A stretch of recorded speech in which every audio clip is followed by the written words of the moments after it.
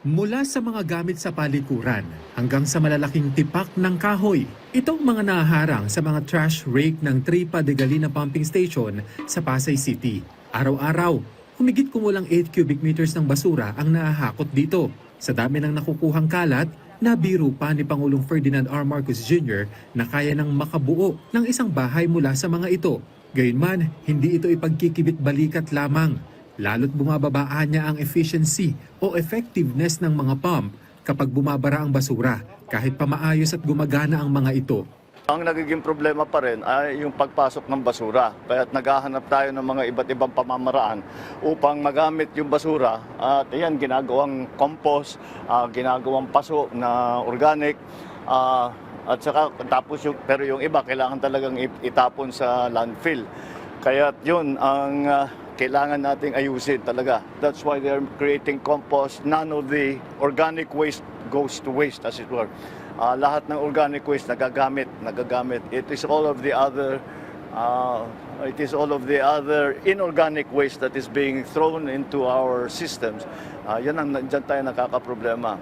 Dahil sa banta ng lumalalang pag-ulan dulot ng climate change, hindi lang sa paghahakot ng basura nagtatapos ang aksyon ng pamahalaan. Upang mas mapalakas pa ang kakayahang humarap sa pagbaha, nakatakdang magdagdag ang gobyerno ng 13 bagong pumping stations sa loob at paligid ng Metro Manila. We are installing additional pumping stations, and those pumping stations are in and around Manila. I think altogether we will have 13. Yes, sir. 13 additional pumping stations which we should have in place by the end of this year or the beginning of next year. Most of them should be in place already. Kasabay nito, isinusulong din ng pamahalaan ang Waste to Energy Project upang direktang mapakinabangan ang basura sa halip na mapunta lamang sa landfill o makabara sa mga daluyan ng tubig. The Department of Energy is already starting to auction. So nagbibid na sila tungkol dun sa Waste to Energy project. Medyo mabilis naman yan. At yung Waste to Energy, it should be, as long as the financing is fixed and is available, I think we will be able to put those into action by next year. Mahalaga ang papel ng mga pumping station sa kaligtasan ng mga komunidad.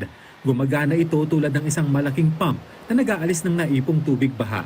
Sa tuwing bubuhos ang malakas na ulan, ang tubig mula sa mga kalye at estero ay dumadaloy patungo sa mga drainage channel at catch basin ng pumping station. Kapag umabot na sa itinakdang antas ng tubig, otomatikong umaandar ang malalakas na motor nito upang higupin at itulak ang tubig baha palabas patungong ilog o dagat.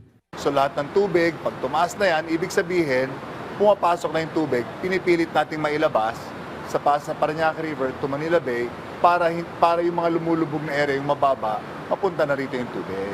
Sa ngayon, gumagana ang 73 pumping station sa Metro Manila ayon sa MMDA. Bagaman may kagamitan ng mga pumping station para magharang ng mga basura, hiningi pa rin ng otoridad ang tulong ng publiko. At yan ay sa pamamagitan ng responsableng pagtatapon ng basura. Kenneth Pasyente para sa Bayan.